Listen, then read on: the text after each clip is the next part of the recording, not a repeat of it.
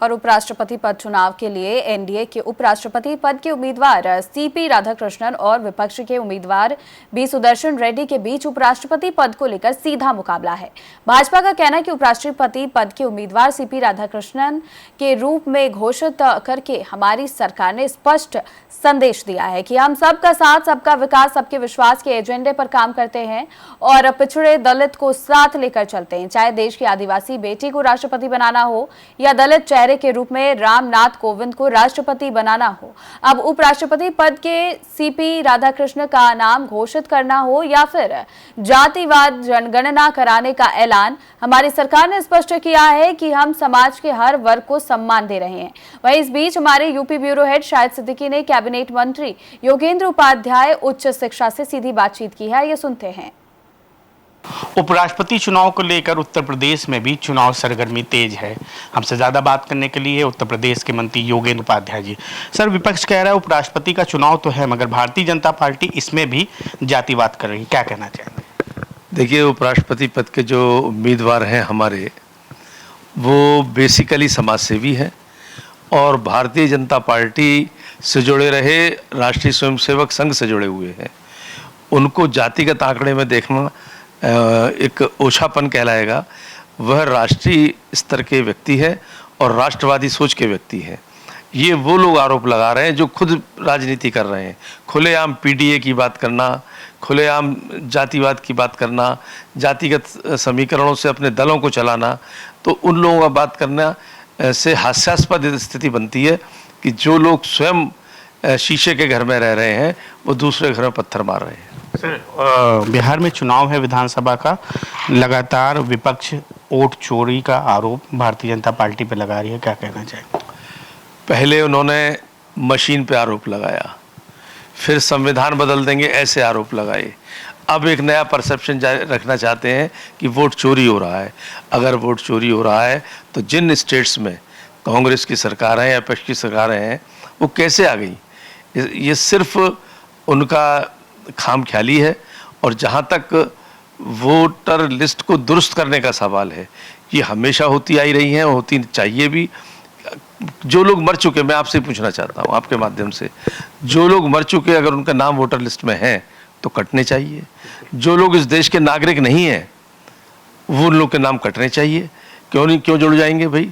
और कितनी खतरनाक स्थिति बन जाएगी कि जो लोग अगर वोटर लिस्ट में आ गए और इस देश के नागरिक नहीं हैं तो वो चुनाव भी लड़ सकते हैं, सदन के सदस्य भी बन सकते हैं।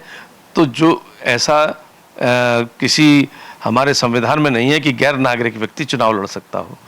तो इसलिए अगर वो चुनाव पे ऐसा आरोप लगाते हैं तो सिर्फ वातावरण खराब कर रहे हैं। और सिर्फ इसमें अकेले वो नहीं है, विदेशी शक्तियां भी शामिल हैं जो कि मोदी जी सरकार को देखना नहीं चाहती या उनकी आंखों में मोदी सरकार जैसी राष्ट्रवादी सरकार खटकती है। सर, मुस्लिम वोट को लेकर विपक्ष एकजुट है।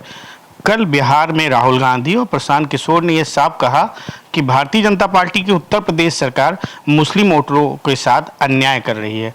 बिहार में भी अगर वो सरकार आती तो अन्याय करेगी, क्या कहना चाहेंगे? देखिए, मोदी जी सरकार और योगी जी सरकार, इनके कृतित्व जो है, इससे पहले मैं जो बताऊं कि मोदी जी का जो एक संकल्प है, सबका साथ, सबका विकास, सबका प्रयास, सबका विश्वास, वो सिर्फ कोई पॉलिटिकल जुमला नहीं है, हकीकत है। आपके माध्यम से मैं पूछना चाहता हूं जनता से कि अन्न वितरण योजना जो उनकी है, मोदी जी की और योगी जी की, क्या इसमें कोई भेदभाव हो रहा है? मुस्लिम या पीडीए या सवर्ण विवर्ण, जो एंटाइटल है, जो एलिजिबल है, उसको मिल रहा है। ऐसे ही आयुष्मान कार्ड, क्या इसमें मुसलमानों को नहीं मिला? मुस्लिम भाइयों से आपके चैनल के माध्यम से पूछना चाहता हूं, क्या उनको इसका लाभ नहीं मिला? जो घर की योजना आई कि घर देना है, छत देनी है किन्हीं को, क्या इसमें मुस्लिमों को या दलितों को अवसर नहीं प्राप्त हुआ?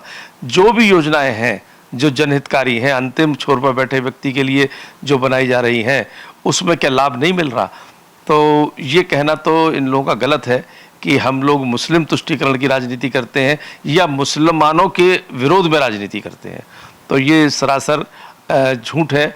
और वो खुद चूंकि उस सीमा तक चले गए हैं कि अपने वोटों के लिए आतंकवाद तक को समर्थन देना, उनका ट्रैक रिकॉर्ड है, एक नहीं कई तरह के रिकॉर्ड हैं जो ये बताते हैं कि इन्होंने हमेशा आतंकवाद को भी प्रश्रय दिया, राष्ट्रवाद को चुनौती दी, राष्ट्रीय सेनाओं के जो शौर्यपूर्ण कृत्य थे उनको चुनौती दी। तो ऐसे लोगों को जनता समझ रही है और करारा जवाब भी देगी।